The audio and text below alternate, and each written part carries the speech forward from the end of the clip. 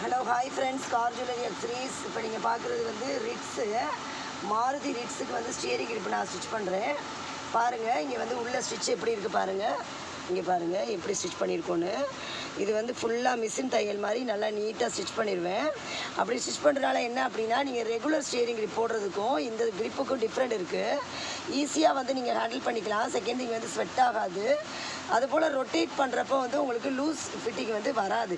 பாருங்கள் எப்படி ஸ்டிச் பண்ணுறேன்னு பாருங்கள். உங்களுக்கு உள்ளே வந்து ஸ்டியரிங் கிரிப்பை வந்து நல்லா ஃபிட் பண்ணிவிட்டு நல்லா வந்து கேப் இல்லாமல் நல்லா நீட்டாக ஃபினிஷ் பண்ணி கொடுத்துருவோம்.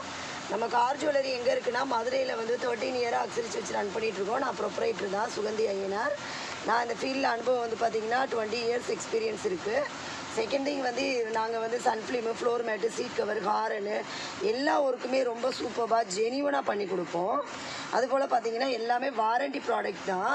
இங்கே